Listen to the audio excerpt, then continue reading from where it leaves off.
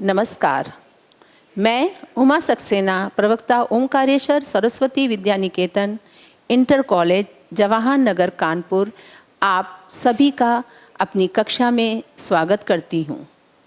बच्चों, आज हम सब यूपी बोर्ड इंटरमीडिएट में हिंदी विषय के निर्धारित पाठ्यक्रम के अंतर्गत काव्य के सौंदर्य तत्व अलंकार का अध्ययन करेंगे। बच्चों, मनुष्य स्वभाव से सौंदर्य प्रेमी है। वह अपनी प्रत्येक वस्तु को, स्वयं को सुसज्जित व सुंदर देखना चाहता है। अतः मनुष्य जिस प्रकार स्वयं को सुंदर दिखाने के लिए गहनों अथवा आभूषणों का प्रयोग करता है, उसी प्रकार रचनाकार अपनी काव्य रचना को सुंदर बनाने के लिए, सजाने के लिए अलंकारों का प्रयोग करते हैं।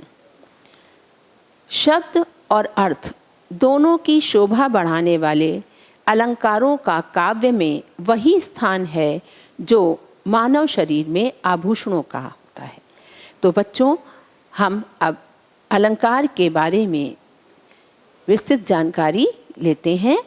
सबसे पहले मैं आपको आज हमारे मुख्य शिक्षण बिंदु हैं अलंकार परिचय, महत्व और फिर अलंकार के भेद। तो सबसे पहले हमें अलंकार जानना है, अलंकार क्या होता है। अलंकार जानने के लिए हमें साहित्यकारों द्वारा रचित परिभाषाओं को देखना होगा। आचार्य वामन के अनुसार अलंकृतिर्लंकारः अर्थात जो किसी वस्तु को अलंकृत करे वह अलंकार अथवा आभूषण है। भाषा को शब्दार्थ से सुसज्जित तथा सुंदर बनाने वाले चमत्कारपूर्ण मनोरंजक ढंग को अलंकार कहते हैं। अर्थात जब हम भाषा में प्रयुक्त शब्द और अर्थ का प्रयोग करते हैं तो उनको सुंदर बनाने के लिए उनका जो प्रयोग है वो इस प्रकार से करें कि वह काव्य में सौंदर्य बढ़ा दें, उसी को ही अलंकार कहते हैं। किसी भी चीज़ को जानने से पहले, किसी भी तथ्य को समझने से पहले उसका महत्व जानना बहुत ज़रूरी है। तो अलंकारों के महत्व पर प्रकाश डालते हैं।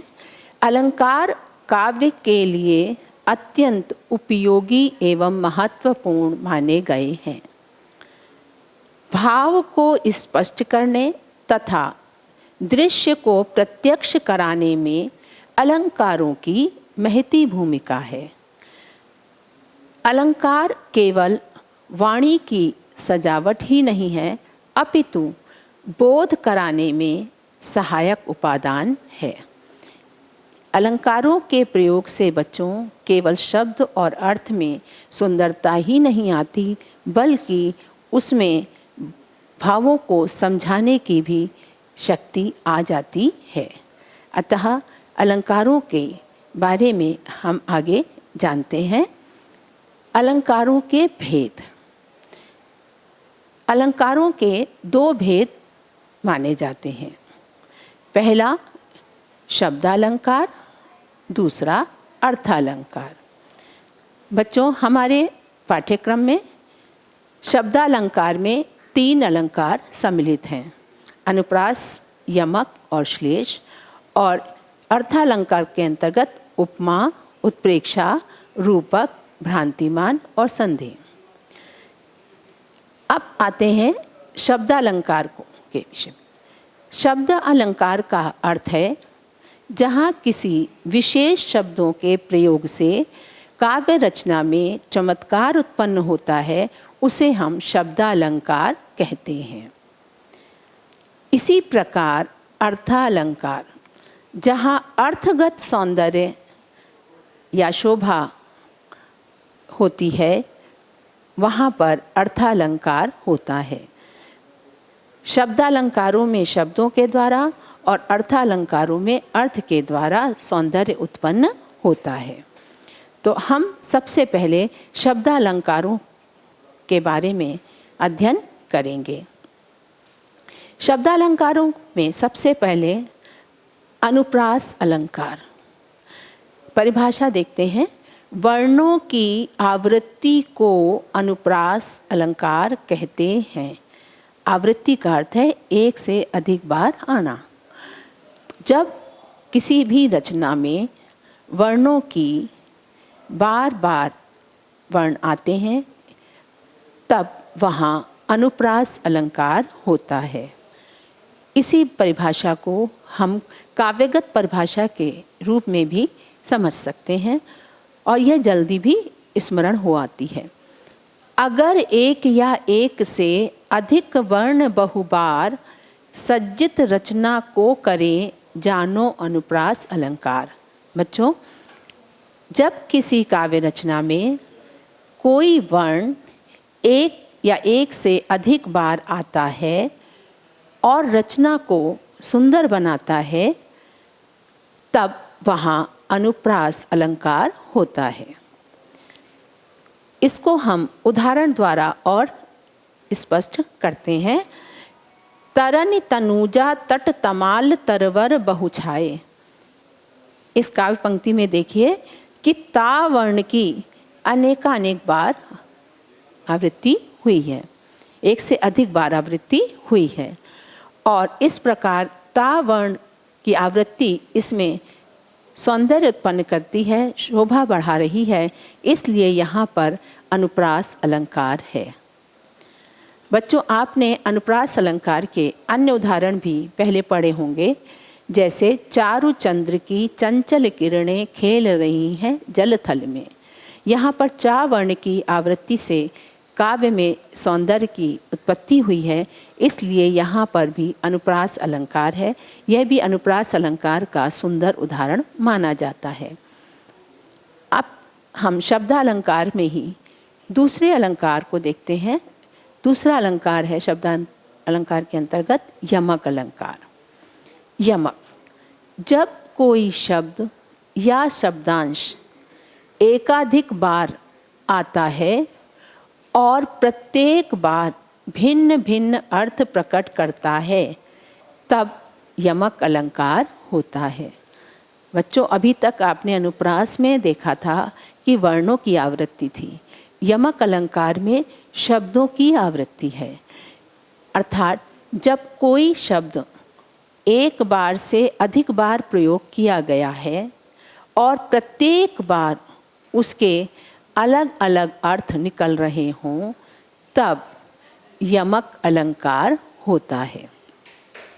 इसको हम काव्यगत परिभाषा के माध्यम से देखते हैं कि अगर एक या एक से अधिक शब्द बहुबार भिन्न भिन्न जो अर्थ दे तो यमकालंकार।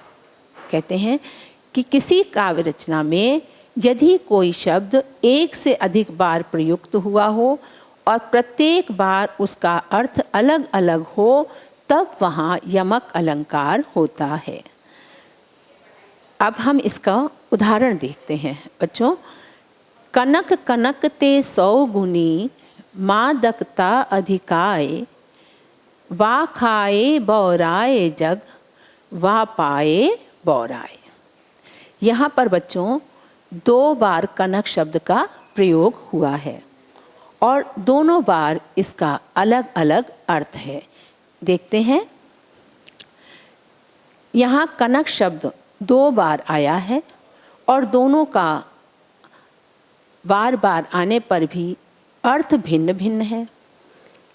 पहले कनक का अर्थ है धतूरा और दूसरे का है सोना, अतः यहाँ यमक अलंकार है। कहते हैं वा खाए बौराए जग, खाना है अर्थात धतूरे के अर्थ में, वा पाए बौराए और पाने के अर्थ में सोना। इस प्रकार कनक कनक 2 बार प्रयुक्त हुआ है लेकिन दोनों का अर्थ अलग अलग है, इसलिए इस उदाहरण में यमक अलंकार है। इसी प्रकार से हम दूसरे उदाहरण द्वारा भी इसको जान सकते हैं।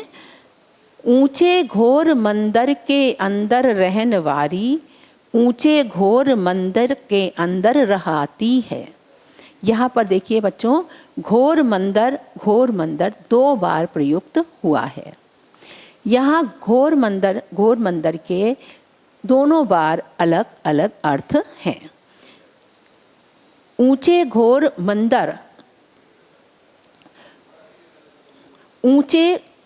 मंदिर के 2 भिन्न भिन्न अर्थों को देखते हैं। पहला है मंदिर का अर्थ है महल और दूसरा का अर्थ है कंदराएं, पर्वतों की कंदराएं। अर्थात मंदिर शब्द 2 बार प्रयुक्त हुआ है, दोनों बार इसका अर्थ अलग अलग है, इसलिए यहाँ पर यमक अलंकार है। अब आगे बढ़ते हैं बच्चों। तीसरा आपका शब्दालंकार के अंतर्गत तीसरा अलंकार है श्लेष अलंकार। पहले इसकी परिभाषा को देखते हैं।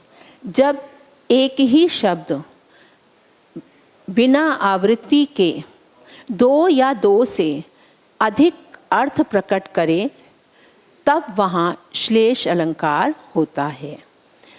अब जरा इसको यमक के साथ और श्लेष को जरा एक साथ देखते हैं कि यमक में 2 बार 2 शब्द आया, ठीक। श्लेष में शब्द एक ही है लेकिन अर्थ अलग अलग है।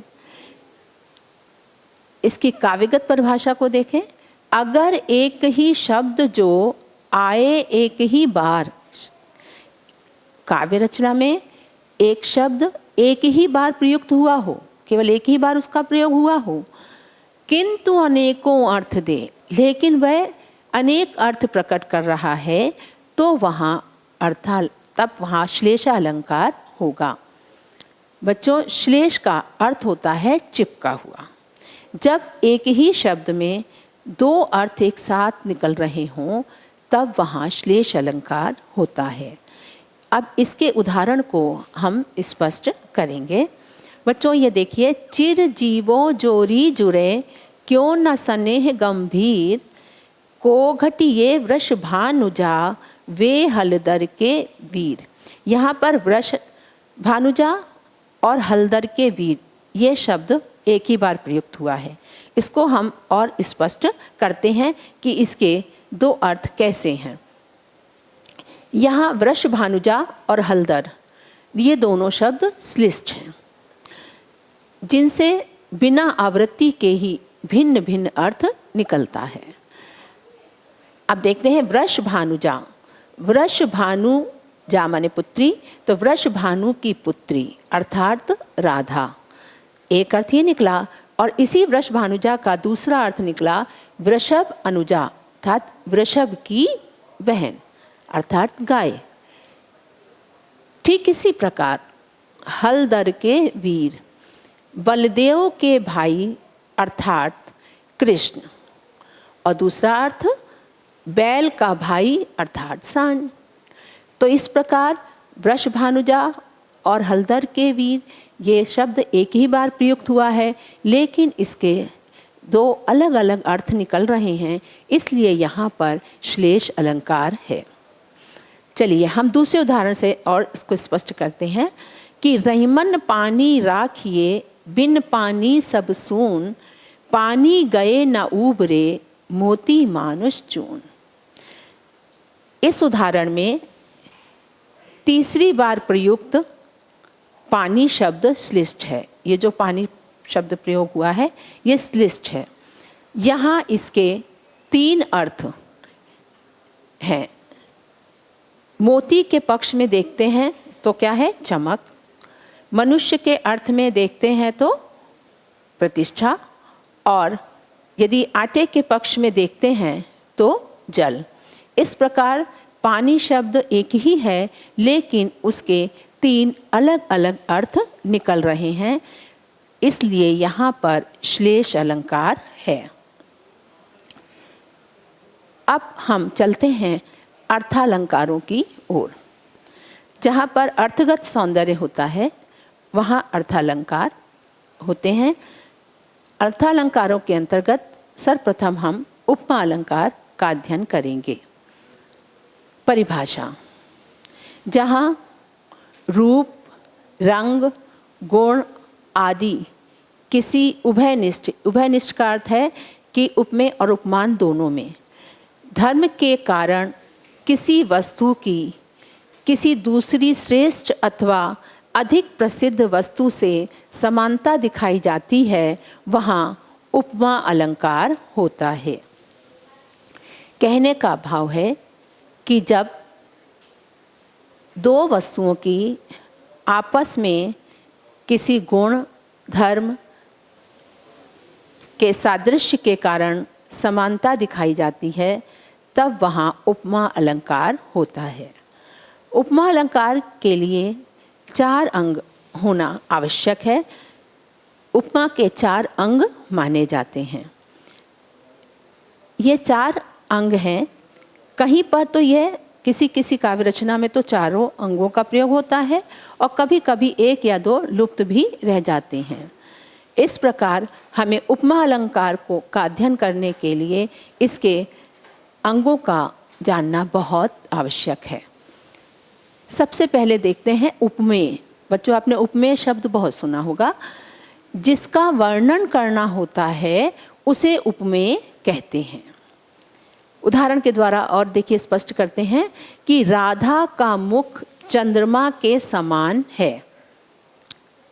इस वाक्य में किसका वर्णन किया जा रहा है? राधा के मुख का वर्णन किया गया है। यह उपमेय है। अतः जो राधा का मुख है वह उपमेय है। इसको हम प्रस्तुत और वर्णनीय भी कहते हैं। उपमेय को 3 संज्ञाएं भी जान सकते हैं: उपमेय, प्रस्तुत और वर्णनीय। दूसरा इसका अंग है वर्णनीय वस्तु की जिस वस्तु के साथ समानता दिखाई जाती है उसे उपमान कहते हैं। अब राधा का मुख चंद्रमा के समान है, तो राधा का मुख तो उपमेय हो गया, लेकिन उसके मुख की तुलना किससे की जा रही है? चंद्रमा से। इसलिए उपयुक्त उदाहरण में वर्णनीय मुख की समानता चंद्रमा के साथ दिखाई गई है, अतः चंद्रमा यहाँ पर उपमान है। तो राधा का मुख हो गया उपमेय और चंद्रमा हो गया उपमान। तीसरा इसका गुण अंग है समान धर्म। उपमेय और उपमान दोनों में रहने वाले जिस समान धर्म गुण के आधार पर समानता दिखाई जाती है उसे साधारण धर्म कहते हैं। राधा का मुख चंद्रमा के समान है। उपयुक्त उदाहरण में सुंदर जो है वो साधारण धर्म है।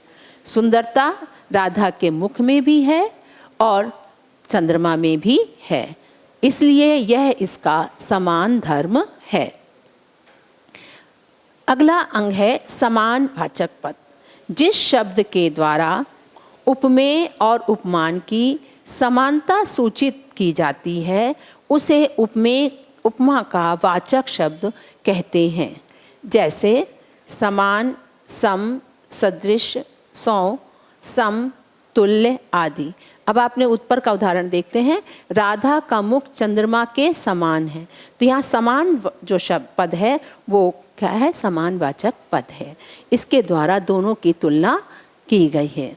तो इस प्रकार से हमने उपमा अलंकार और उसके चारों अंगों का अध्ययन किया। अब हम उपमा ही अलंकार का एक दूसरा उदाहरण आपको और समझाते हैं। नवल सुंदर श्याम शरीर की सजल नीरद सी कल कांति थी। अब देखिए यहाँ पर उपमेय किसका वर्णन किया जा रहा है? कृष्ण का। किससे उसका वर्णन किया जा रहा है? समानता की जा रही है नीरद अर्थात बादल से। उन दोनों में कौन सा गुण, कौन सा धर्म समान है? वो है कांति का। और इस कांति को किस वाचक पद द्वारा स्पष्ट किया जा रहा है? सी। तो ये सी जो शब्द है उसी से ही पता चल जाता है यहाँ पर उपमा अलंकार है। तो इस प्रकार बच्चों हमने उपमा अलंकार, उसके चारों अंग और उदाहरण और स्पष्टीकरण द्वारा अध्ययन किया। अब आगे हम चलते हैं रूपक अलंकार। रूपक अलंकार की परिभाषा देखते हैं कि रूपक का अर्थ होता है एकता। जब उपमेय और उपमान दोनों को एक रूप दिखाकर दोनों में अभेद स्थापित कर दिया जाए तब रूपक अलंकार होता है। इसको और सरल शब्दों में समझें कि तात्पर्य यह है कि रूपक में उपमेय और उपमान दोनों की सत्ता होती है, किंतु समानता इतनी दिखाई जाती है कि दोनों एक दिखाई पड़ते हैं, उनमें भेद प्रतीत नहीं होता। उदाहरण में देखते हैं, चरण कमल बंदो हरिराई, अर्थात उक्त काव्य पंक्ति में उपमेय चरण है और उपमान कमल है, लेकिन इसमें चरण पर कमल का आरोप कर दिया गया है, यानी कमल ही चरण है। इस प्रकार दोनों में अभिन्नता है और दोनों एक साथ हैं। इस अभेदता के कारण यहाँ उपरूपक अलंकार प्रयुक्त है। इसी प्रकार दूसरे उदाहरण से देखते हैं, उदित उदयगिरि मंच पर रघुवर बाल पतंग, बिकसे संत सरोज सब हर्षे लोचन भृंग। बच्चों, इसमें रघुवर, मंच और संत और लोचन ये सब उपमेय हैं और उपमान है बाल सूर्य, उदयगिरि, सरोज, भृंग। इनका आरोप होने के कारण यहाँ पर रूपक अलंकार का सौंदर्य दिख रहा है। अब आगे हम बढ़ते हैं उत्प्रेक्षा अलंकार। उत्प्रेक्षा का अर्थ है कल्पना। जहाँ उपमेय और उपमान की कल्पना या संभावना की जाती है, वहाँ उत्प्रेक्षा अलंकार होता है।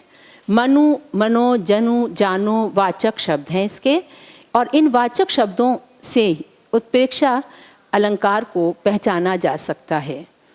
उदाहरण देखते हैं, सोहत ओढ़े पीत पटु, श्याम सलोने गात, मनो नील मणि शैल पर आतप पर्यो प्रभात। यहाँ पर पहले हम देखते हैं कि उपमेय कौन है, श्री कृष्ण का श्यामल शरीर, और उपमान है नीलमणि पर्वत। इसी प्रकार पीताम्बर है उपमेय और उपमान है प्रातःकालीन धूप। इस प्रकार श्री कृष्ण के श्यामल शरीर पर नीलमणि का आरोप होने के कारण यहाँ पर उत्प्रेक्षा अलंकार संभावना है, इसलिए उत्प्रेक्षा अलंकार है। यहाँ श्री कृष्ण के श्यामल शरीर में नीलमणि पर्वत एवं पीताम्बर में प्रभातकालीन धूप की संभावना व्यक्त की गई है, अतः यहाँ पर उत्प्रेक्षा अलंकार है। दूसरा उदाहरण देखते हैं, सखी सोहत गोपाल के उर गुंजन की माल, बाहिर लसति मनो पिए दावानल की ज्वाल। गुंजन की माल उपमेय में, दावानल की ज्वाल उपमान की संभावना की गई है, अतः यहाँ उत्प्रेक्षा अलंकार है। अब आते हैं भ्रांतिमान अलंकार में। बच्चों, जब किसी वस्तु में अन्य वस्तु का कुछ सादृश्य होने के कारण भ्रम हो जाए और ऐसा प्रतीत होने लगे कि वह अवास्तविक वस्तु ही है, जबकि वास्तव में वह वस्तु होती नहीं, तब भ्रांतिमान अलंकार होता है। यानी भ्रम तो आए लेकिन उसको वास्तविक मानकर ही कार्य भी कर लिया जाए, तब भ्रांतिमान अलंकार होता है। बिल विचार कर नाग सुन, को घुसने लगा विषैला सांप, काली ईक समझ विषधर को, उठा लिया तब गज ने आप। इस प्रकार इस उदाहरण के द्वारा हम समझते हैं, जानेंगे कि किस प्रकार इसमें भ्रांतिमान अलंकार है। यहाँ सांप को हाथी की सूंड में बिल का, यानी हाथी की सूंड में सांप को क्या लगा, बिल का, और हाथी को सांप में काले गन्ने का भ्रम दिखाया गया है, अतः यहाँ भ्रांतिमान अलंकार है। इसी प्रकार मद भरे ये नलिन नयन मलिन है, अल्प जल में या विकल लघुमीन है। यहाँ पर भी उपमेय नयन और उपमान मीन है, परंतु यह निश्चित नहीं हो पा रहा कि ये नयन है अथवा मीन, इसलिए यहाँ पर भ्रांतिमान अलंकार है। अब अगला अलंकार है संदेह अलंकार, जहाँ ऐसा वर्णन हो कि उपमेय और उपमान दोनों में समता देखकर यह निश्चित नहीं हो पाता है कि उपमेय वास्तव में उपमेय है या उपमान है। इसमें दुविधा बनी रहती है और निश्चित नहीं हो पाता। बच्चों, भ्रांतिमान में निश्चयात्मक हो जाता है, लेकिन इसमें अनिश्चयात्मक रहता है। जैसे कि कैंधो व्योम वीथिका भरे हैं, भूरि धूम केतु, कैंधो चली मेरुते कृसानुसरी भारी है। इसके स्पष्टीकरण द्वारा स्पष्ट हो जाएगा कि लंका दहन के उपयुक्त वर्णन में हनुमान की पूंछ को देखकर यह निश्चित नहीं हो पा रहा है कि आकाश में अनेक उछल तारे हैं या पर्वत से अग्नि की नदी सी निकल रही है। अतः यहाँ संदेह अलंकार है। बच्चों, आपने अभी सभी अलंकारों की परिभाषा समझी और उदाहरण द्वारा भी स्पष्ट किया। अब आपको मैं अभ्यास कार्य में कुछ पंक्तियाँ दे रही हूँ, जिनको आपको अलंकार का नाम और उसका लक्षण लिखना है। पहले देखना है, पहचानना है और उसके बाद उसका नाम व लक्षण लिखना है। मुख मयंक सम मंजु मनोहर, इस प्रकार आपको 3 काव्य पंक्तियाँ मैंने दी हैं। इसको आप अच्छी तरीके से समझ कर करेंगे और लिखेंगे। इसी प्रकार आपको मैंने 5 अभ्यास कार्य में दिए हैं। लगभग प्रत्येक अलंकार से संबद्ध एक उदाहरण है, आपको उसको पूर्ण करना है।